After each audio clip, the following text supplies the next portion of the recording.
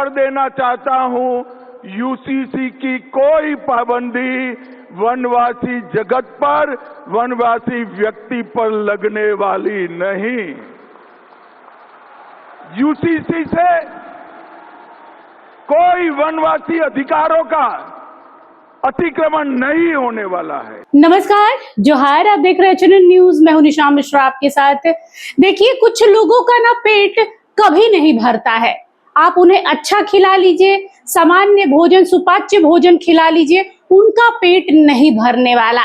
फिलहाल आदिवासी समाज के कुछ चुनिंदा लोगों के पेट में इसलिए दर्द हो रही है क्योंकि धर्मांतरण पर रोक की बात हो रही है, डिलिस्टिंग की बात हो रही है। दूसरी ओर जब गृह मंत्री अमित शाह के सामने लाखों लोग बैठे थे तो ये खुशी नहीं है कि आदिवासी समाज को आज राष्ट्रीय पटल पर आपको इतना सम्मान दिया जा रहा है। देश का गृह मंत्री आपके लिए आवाज उठा रहा है, ये कह रहा है कि यूसीसी के जो प्रावधान है, जो नियम कानून है, वो आदिवासियों पर लागू नहीं होंगे। ये खुशी नहीं है, बल्कि उसमें कैसे तिल का ताड़ बनाना है, ये कुछ लोग बस ठान कर बैठ जाते हैं। मैंने कहा ना कि कुछ लोगों के पेट में दर्द अच्छे खाने से भी होता है, दूषित खाने से भी होता है।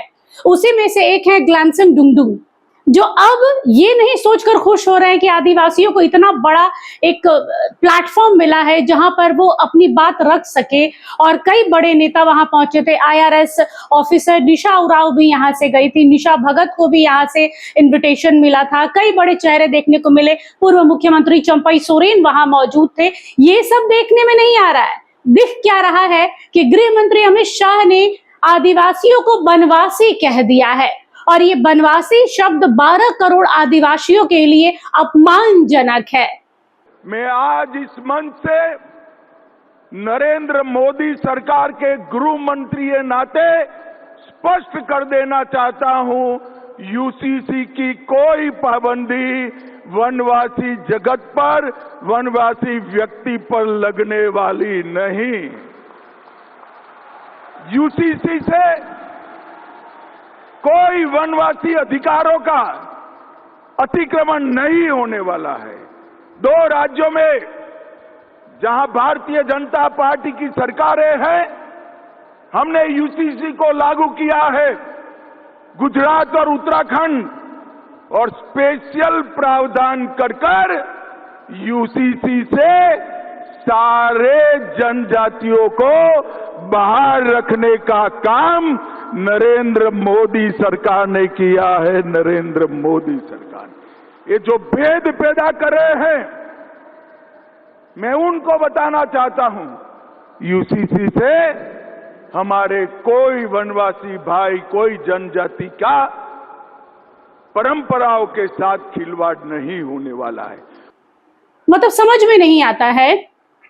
देखिए, आदिवासियों को मैंने एक वीडियो बनाया था बहुत दिन पहले कि आदिवासियों को आदिवासियों से ही खतरा है, कोई बाहरी आपका अधिकार नहीं ले सकता, और अगर ले भी रहा है तो आज नहीं तो कल वो अधिकार छोड़ना पड़ेगा। क्योंकि जमीन का विवाद अगर है तो लोग कहते हैं गैर आदिवासी आदिवासियों की जमीन पर हथिया रहे हैं, कब्जा कर रहे हैं और ना जाने क्या क्या।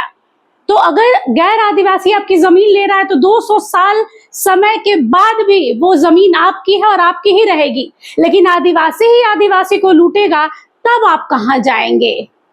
कहते हैं ना कि हमारी कश्ती वहां डूबी जहां पानी कम था। ये नहीं है, अपनों ने लूटा वो वाला सही ज्यादा था, क्योंकि हमेशा अपने ही आपको दगा देते हैं। और फिलहाल कुछ आदिवासी समाज के लोगों में इस बात को लेकर खुशी नहीं है कि हमें राष्ट्रीय राजधानी में सम्मान दिया गया। देश के गृह मंत्री अमित शाह हमारे लिए आवाज उठा रहे हैं, कह रहे हैं कि कोई बहला फुसला के आपका धर्मांतरण नहीं कर सकता है, और जरूरी है कि आदिवासी समाज अपनी ताकतों को पहचाने। लेकिन झारखंड के जो आदिवासी हैं, उनमें से जो गिने चुने आदिवासी हैं, जो क्रीमी लेयर वाले हैं, खुद तो मजा मार रहे हैं, दोनों जगह का ले रहे हैं। जो कन्वर्टेड आदिवासी हैं, जो जिनके पेट में दर्द हो रहा है कि धर्मांतरण पर रोक नहीं लगना चाहिए, डिलिस्टिंग नहीं होना चाहिए। क्यों भाई, क्यों? दोनों मजा चाहिए, एसटी का भी चाहिए, ईसाई का भी चाहिए, किसी एक में रहो ना। और भोले भाले आदिवासियों के नाम पर बस षड्यंत्र रचा जाता है। आज भी वो पिछड़े हैं, आज भी वो वंचित हैं, आज भी उन्हें सहूलियत से 2 वक्त का खाना नहीं मिलता है। मजबूर इतने हैं कि छोटे छोटे नाले और गड्ढों से पानी निकाल कर पीने को मजबूर है। 26 साल बने इस युवा झारखंड, जिसको युवा झारखंड कहा जाता है हमारे राज्य में, उस युवा झारखंड में आज भी लोग ढंग से 24 घंटा बिजली का आनंद नहीं ले पाते। दूर दराज गांव में, रांची की बात करें जो कि राजधानी है, इसमें भी 24 घंटे में 2 से 3 बार तो लाइन मिनिमम जाती है। तो जरा सोचिए बीहड़ों और गांव का क्या हाल होगा। और उन आदिवासियों को बेवकूफ बना रहे हैं ये क्रीमी लेयर वाले आदिवासी, जो दोनों साइड का मजा मारना चाह रहे हैं। इन्हें ये समझ में नहीं आ रहा है कि भाई हमारा ये जो पूरा षड्यंत्र चल रहा है, जो साजिश चल रही है मिशनरियों के साथ में मिलके, विदेशी लोगों के साथ में मिलकर, जो विदेश से प्रोपेगेंडा चल रहा है, जो अमेरिका से चल रहा है, चाइना से चल रहा है कि यहाँ पर कैसे ईसाई धर्म को स्टैब्लिश किया जाए। सनातन खतरे में, आदिवासी खतरे में है। मैं ये नहीं कहूंगी कि सरना सनातन एक है, सरना सरना है, सनातन सनातन है, लेकिन ये सच है कि आदिवासियों को आदिवासियों से सतर्क रहने की जरूरत है। और इस वीडियो में मुझे भर भर कर गाली मिलेगी, उसका मैं तहे दिल से स्वागत करूंगी। फिलहाल के लिए बस इतना ही। देखते रहिए HNN न्यूज। नमस्कार, जोहार।